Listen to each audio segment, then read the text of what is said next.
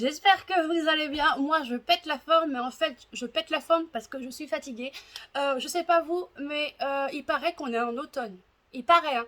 Moi, le jour où je tourne notre vidéo, on est un lundi, il fait 30 degrés. C'est trop bien. Aujourd'hui, on se retrouve pour le book haul. Vous l'attendez, je sais que vous aimez ça.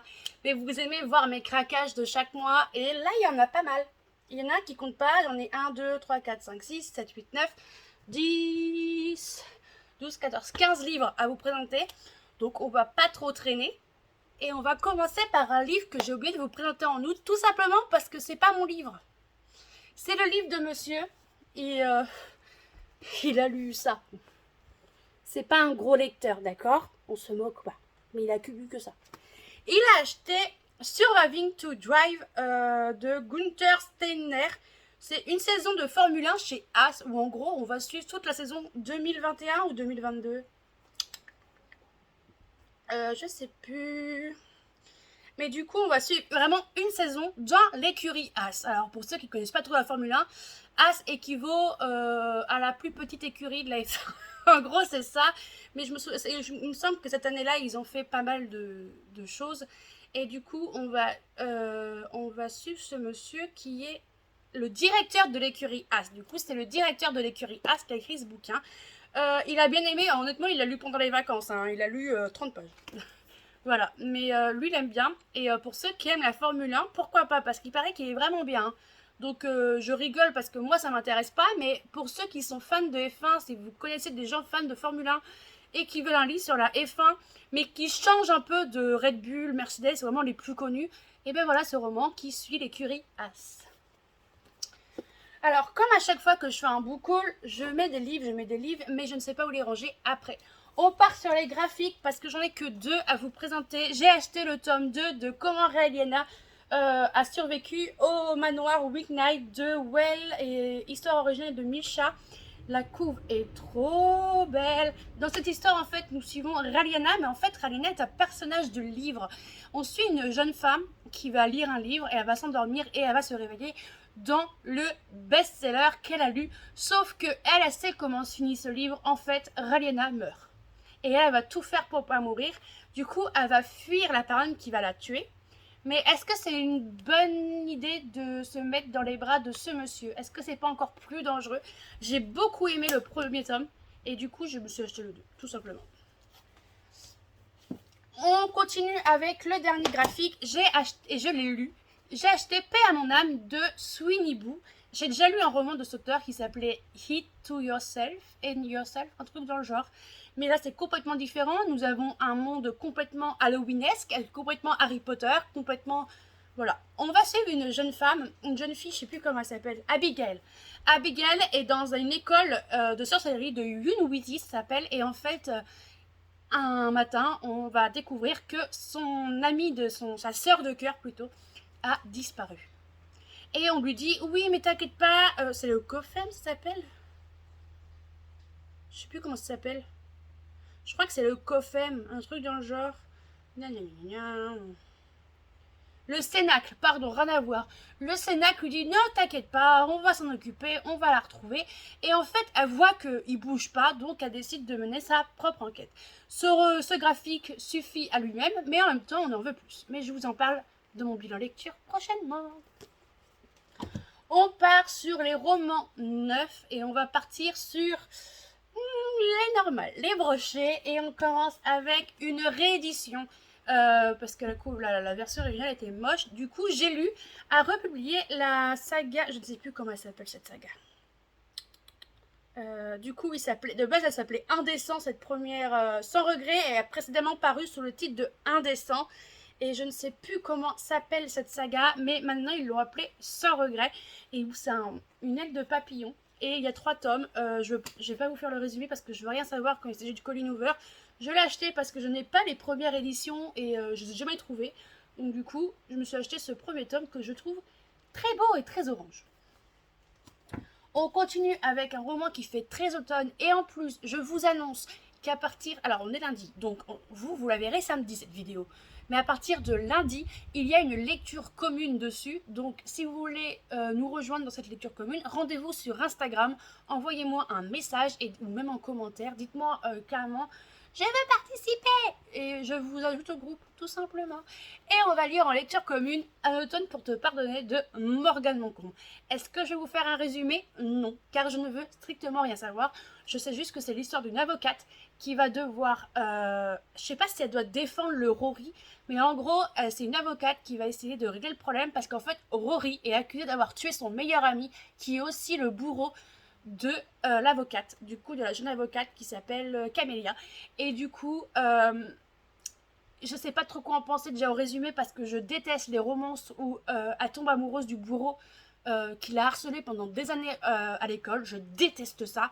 Et du coup, j'ai très peur et très hâte et très... Voilà, c'est Morgane Moncombe, je suis fan. Donc, vivement la semaine prochaine.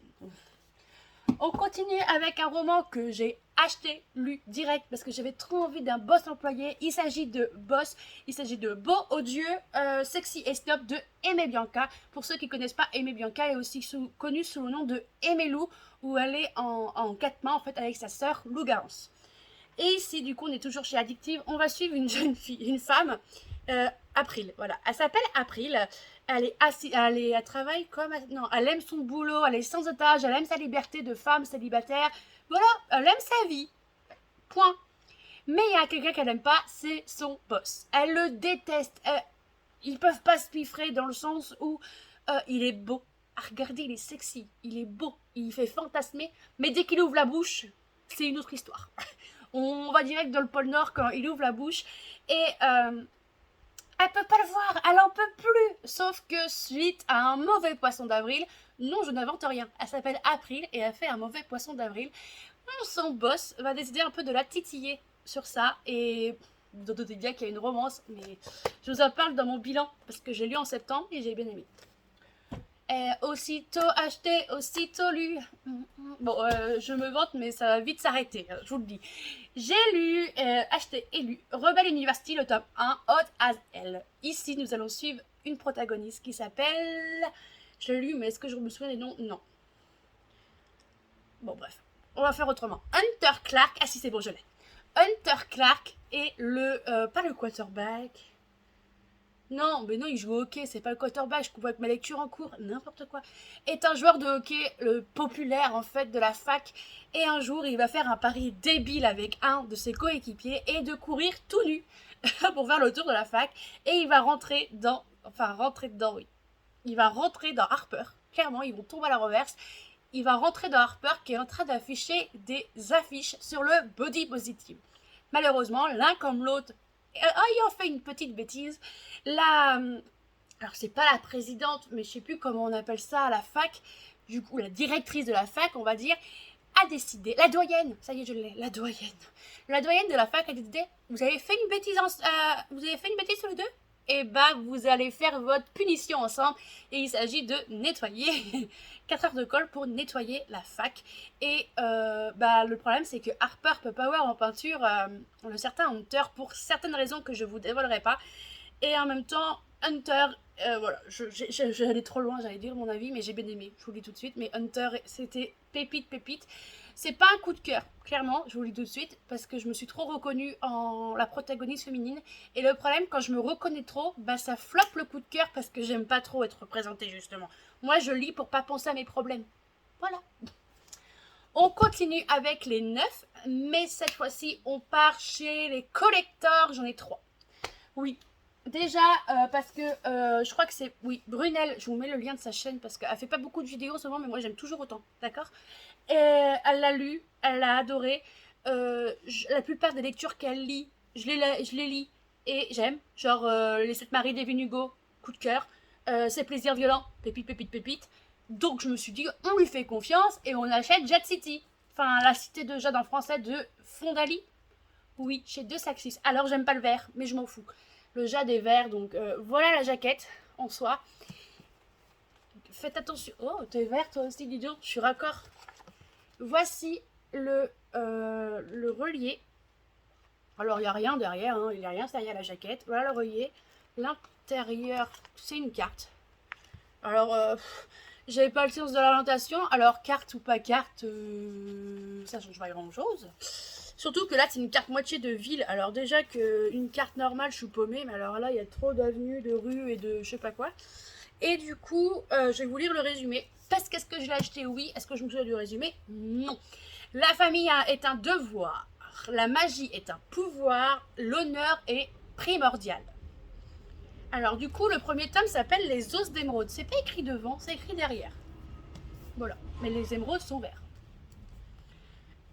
Bienvenue dans la fabuleuse ville de Janloon. Mais attention, derrière la beauté de la capitale de l'île de Kekon se cache une dangereuse réalité, celle d'une ville déchirée entre deux clans qui s'affrontent pour le contrôle de la cité et du jade.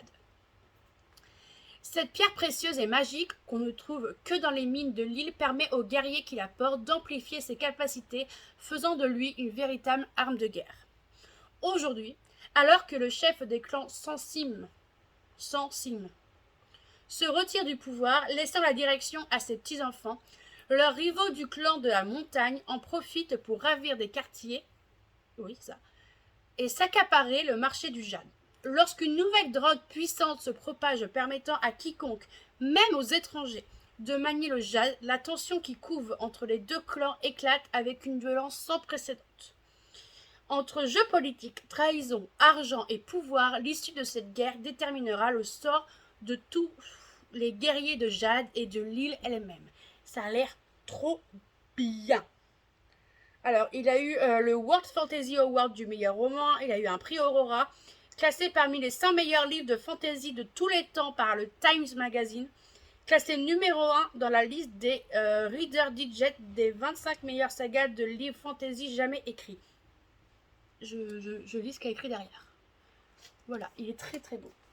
On continue avec une version collector, mais cette fois-ci de chez Big Bang. J'ai acheté Chaos and Flame de Justina Ireland et de Tessa Gratton. Alors, j'aime pas la jaquette. Tout simplement, j'aime pas la jaquette. Mais, déjà, voilà. Mais le relief. Regardez-moi cette beauté. Bah, maman, vous avez un dragon avec un phénix. Et bien sûr, vous avez un très beau jaspage. Du coup, le jaspage représente, alors, plus comme ça. Je ne sais pas si vous allez voir. Là, vous avez un dragon. Du coup, là, c'est plein de dragons. Et là, vous avez un phénix. Il y a écrit une tueuse, un soldat, un prince, pris dans un jeu de pouvoir mortel. Alors, où est le résumé? Il est là. Darling n'a aucun souvenir d'avant le massacre de sa famille par la maison Dragon. Elle doit sa vie à la maison Kraken qui l'a tirée dans les bas-fonds lorsque son père adoptif est capturé. Darling se jure de tout faire pour le sauver, même si cela signifie de tuer chaque membre de la maison Dragon jusqu'au dernier.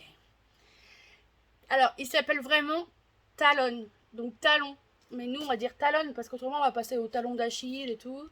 Voilà. Pardon. Enfin, pareil, Darling. Moi, ça me fait penser à la Belle et le Clochard. Mais bon, Darling. Pardon. Talon est le dévoué prince de guerre de la maison Dragon, menant les troupes d'élite de son frère, le haut prince régent Caspian. Narnia, Caspian. Un régent dont le comportement imprévisible inquiète de plus en plus. Alors, le jour où, en pleine bataille, Talon tombe nez à nez avec une fille qui ressemble exactement à celle dont son frère peint les portraits de façon obsessionnelle, il sait quelle est la clé. Ennemis jurés, menacés par des sombres prophéties, Talon et Darling vont se retrouver pris dans des jeux politiques entre les maisons où Caspian va les faire jouer selon ses propres règles. Pourquoi pas? Je sais pas si c'est un tome 1. Je sais pas, je crois que c'est un one-shot, mais je suis pas sûre. Le prochain roman... Oh purée, j'ai eu peur, j'ai cru qu'elle allait tomber.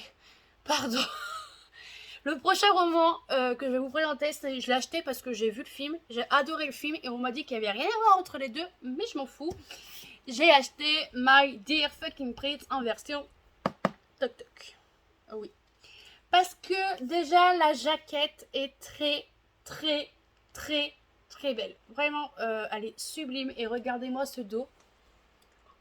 Oui, c'est une romance MM. Du coup, ça se présente comme ceci. Hop, là, il n'y a rien derrière la jaquette. Du coup, il est bleu et rouge. Il est trop beau. Hein. Franchement, il est magnifique. Et il y a un truc derrière aussi. Il y a écrit l'histoire. Hein. Elle est en marche. Il paraît qu'il y a beaucoup plus d'enjeux, de trucs politiques dans le roman que dans le film. Le film est vraiment centré sur la romance. Et du coup, dedans, vous avez des scènes du film, enfin des scènes cultes, on va dire. Le coup de la dinde, je m'en souviens de celle-là. Et en gros, on va suivre Henri. Alors, Henri qui est là. Et le prince est le fils du roi d'Angleterre. Et de l'autre côté, on va suivre Alex qui est le fils de la présidente des États-Unis. Ils sont connus pour ne pas trop s'aimer. Et en fait, ils vont faire un truc genre en mode vous avez intérêt à vous entendre pour le bien de l'élection d'un côté de la présidente des États-Unis qui va se représenter et de l'autre côté pour la belle image de la famille d'Angleterre. Et c'était trop bien. Le film, j'ai adoré. Il faudrait que je lise le livre, mais j'attends un peu d'oublier le film. Parce que voilà. Mais il paraît que le livre est meilleur. Et du coup, j'ai acheté la version collector parce que je le trouvais jolie. Hop. Et on termine avec les romans d'occasion. Et il y a un peu de tout. Je suis assez contente. Il y a pas mal de maisons différentes. Alors du coup, on commence avec la maison d'édition Black King. J'ai acheté l'Exmo High Université de Farahana. Du coup, et j'aime beaucoup déjà la mise en page des chapitres. Regardez-moi ça. C'est les chapitres, j'adore. Et du coup, il y a écrit « Profiter de ma jeunesse et rattraper le temps perdu ». Est-ce que je vais vous lire le résumé? Oui, oui, oui. Voici le nouveau mantra de la pétillante Leia, Mormon, donc elle fait partie du clan, enfin c'est pas un clan, mais des Mormons, quoi. En rupture avec ses croyances, elle quitte sa communauté pour intégrer le campus de High University. Cerise sur le petit gâteau, elle y retrouve Zach, l'ex-meilleur ami de son frère, dont elle est secrètement amoureuse depuis l'enfance. Problème. Il a été excommunié, membre d'une fraternité qui s'adonne aux excès en tout genre, il représente cet interdit qui captive la jeune innocente. Bien que Leia incarne le fragment détestable de son passé, Zach consent à devenir son guide durant sa première année universitaire. En revanche, pas question qu'il cède à ses avances. Et tant pis s'il doit subir cette fichue attraction qu'elle lui provoque. Entre les fêtes, les guerres de fraternité, la pression parentale et la résistance que lui impose Zach, Leia va ouvrir les yeux sur un univers bien moins rose qu'elle le fantasme. J'adore l'effet du choc culturel. Voilà. Et puis un Black King, j'en ai lu un, mais je l'ai abandonné. Donc on peut dire que je ne l'ai pas lu. Je sais pas où mettre mes livres. Voilà. Hop. On continue. J'ai lu le tome 1 en septembre. Du coup, je me suis acheté le 2 sur Vinted. Je me suis acheté le tome 2 de Frost et Nectar. Le premier tome, c'est Frost. Et là, le deuxième tome, c'est Ambrosia. Dans l'histoire de Frost et Nectar, je vais vous résumer le premier tome. Bien sûr, je suis pas dégueulasse à ce point. On va suivre, il faut que je me souvienne de son nom, à la fille Ava, c'est elle. On va suivre Ava, qui est mi-humaine, mi-faée, mais qui vit dans le monde des humains.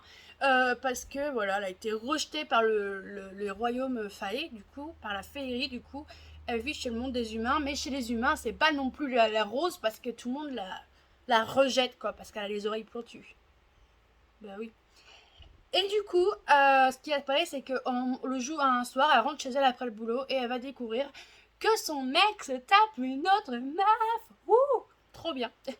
Et à cause de ça, elle va aller se bourrer la gueule dans un bar, et le prince taurin, enfin roi taurin même, c'est un roi, c'est pas un prince.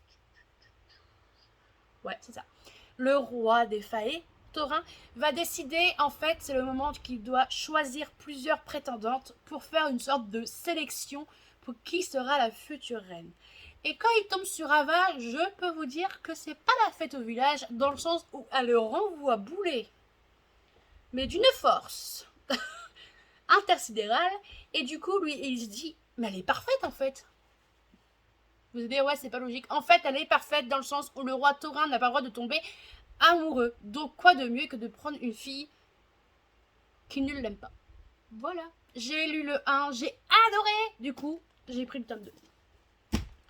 Celui-là, je l'ai acheté parce qu'en fait, il y a un livre qui m'intéressait. Je me dis, oh, bah, je vais prendre lui, comme ça me fera moins cher. Voilà. J'ai acheté Foutu Highlander de Marjorie Burbo. Il y a écrit, ils ont tout en commun, la même rage, la même désir, le même immeuble, et ça se passe en Écosse. C'est tout ce que je sais. Dès leur première rencontre dans un pub écossais, Lila le sait. Si Reed ne lui saute pas dessus, c'est elle qui va se jeter sur lui. L'attirance entre eux est trop puissante pour qu'il en soit autrement, mais en une nuit, tout bascule. 2 ans plus tard, Lily veut se venger de Reed et lui ne veut plus jamais entendre parler d'elle. Le problème, la passion entre eux est toujours là, presque aussi brûlante que la rage. L'autre problème, Reed vient d'emménager dans l'appartement juste en dessous de chez Lila. Ça, c'est la merde. Ça sent la merde. Voilà. Et du coup, le roman que j'ai acheté avec celui-là, c'est Elite Fighter de Sarah Djelem. J'ai lu un roman de l'auteur qui s'appelle Je te déteste moi non plus, que j'avais beaucoup aimé. Et du coup, j'ai vu celui-là, je crois que j'ai acheté 5 €, il est en super bêta. Et j'avais envie de le découvrir, j'avais envie d'en découvrir plus avec la plume. Et là, il y a écrit, si elle découvre qui il est, il la met en danger. Entre Romain et Marine, c'est le coup de foudre, passionnel, intense, immédiat. Le hic, Romain n'est pas l'homme d'affaires qu'il prétend être, les muscles et les cicatrices ne mentent pas. La jeune femme doit se rendre à l'évidence. Il lui faut tirer un trait sur Romain et son sex-appeal irrésistible, mais lorsqu'une unité d'élite reçoit pour mission d'assurer la protection de la meilleure amie de Marine, la surprise est de taille, car derrière la cagoule de leur chef, elle croit reconnaître les yeux de l'homme qu'elle ne parvient pas à oublier. Et ça me tente de fou. Ça me tente pas mal celui-là aussi. On continue avec Plume du Web et j'ai acheté Sanglante Éternité de Océane Guénem. Pourquoi? Parce que tout simplement, la protagoniste féminine, Gabriela Cruz, fait des études de criminologie. On est sur un thriller romantique et j'avais trop envie de lire un roman avec de la criminologie. Je ne l'ai pas encore lu, mais ça ne serait tardé. J'ai pas envie d'en savoir plus, je suis désolée. Avant-dernier livre. J'ai acheté Dirava de Isla Meden Mills, toujours chez Plume du Web. Pourquoi? Parce que j'ai vu énormément d'avis positifs passer sur Instagram. Je le trouvais sur Vinted, mais à un prix. Il coûte 18,90 en vrai, quoi, le prix de base. Je le trouvais à 18, 17, 16, 15. Et les gars, il y a les frais de port derrière. Si le livre vient plus cher, il n'y a personne qui va vous l'acheter. Et au moment où j'ai trouvé à 7 € en excellent état, j'ai fait acheter. Tout simplement, la couverture est moche, je suis d'accord. Mais je vais vous lire le résumé. Les riches et populaires Sharks règnent sur la prestigieuse école de Camden Prep. Il fut un temps où je voulus faire partie de leur monde jusqu'à cette fameuse nuit, jusqu'à cette fête où tout a basculé. Celle où je me suis réveillée dans les bois, sans aucun souvenir, seule et démunie. Mais désormais, je suis de retour. Et je ne laisserai plus m'atteindre, ils ne parviendront pas à me détruire. Pourtant, la dernière chose à laquelle je m'attendais, c'était de recevoir une lettre d'amour anonyme de l'un de ces types. Pitié, je déteste chacun de ces enfoirés pour ce qu'ils m'ont fait. La question est, quel Shark est mon admirateur secret? Knox, le quarterback balafré, Dane, son frère jumeau, Liam, le connard de service, ou Chance, l'ex qui m'a largué. Mais surtout, lequel d'entre eux est responsable de ce qui s'est passé cette nuit-là? Voilà, ça a l'air de parler d'harcèlement, c'est un truc où j'ai un peu de mal, mais d'un côté, l'intrigue est ouf, voilà. Du coup, ça m'attend pas mal. Et on termine avec un roman que je suis allée chercher là aujourd'hui, parce que je l'ai acheté en septembre, donc je vais le mettre dedans. J'ai acheté sur Vinted la société très secrète des sorcières extraordinaires de Sangu Mandana, publiée chez Lumen. Dans cette histoire, on va suivre une jeune fille qui s'appelle Mika Moon, qui est en fait une sorte d'influenceuse qui dit après tout, qu'est-ce que 14 000 abonnés? Bah, c'est beaucoup, madame, c'est beaucoup. Enfin, pour moi, c'est beaucoup. Et du coup, sur les réseaux sociaux, sur YouTube et autres, elle se fait passer pour une sorcière. Elle fait croire à tout le monde que c'en est une. Elle fait semblant d'en être une. Et en fait, en vrai, bah, c'est une sorcière. Tout simplement. Et un jour, elle cherche un emploi et elle va être embauchée pour devenir professeure de 2 ou 3 jeunes filles. Et il va se passer quelques trucs. J'ai entendu énormément d'avis positifs sur ce roman, vraiment, et même ma libraire me l'a recommandé, ils l'ont mis en coup de cœur. Du coup, moi, je voulais pas l'acheter neuf parce que voilà, c'est moi qui décide. Et du coup, j'ai eu l'occasion de le trouver à pas si cher à moins cher que neuf sur Vinted. Du coup, je me dis, c'est l'occasion. Voilà, voilà. Voilà pour mon book haul. Franchement, j'ai chaud, hein. Du coup, voilà pour mon book haul de septembre. Franchement, je suis contente parce que j'en ai quand même lu certains. Qu'est-ce que je voulais vous dire? On se retrouve la semaine prochaine? C'est peut-être mieux, ouais. On se retrouve la semaine prochaine pour le bilan lecture du mois de septembre. Et qu'est-ce que j'ai lu en septembre? Mon Dieu, j'ai lu vraiment beaucoup. Et enfin, pour moi, c'est beaucoup. Et sur ce, n'hésitez pas à mettre un j'aime, un commentaire, à partager, à vous abonner, c'est toujours gratuit. Je stagne à 45, je me dis, bon, je resterai à 45 toute ma vie. Mais c'est pas grave, je suis quand même contente parce que les vidéos YouTube sont faites pour moi, pour que ça me libère. Voilà. Du coup, je vous laisse là et je vous dis à samedi prochain. Bye bye bye.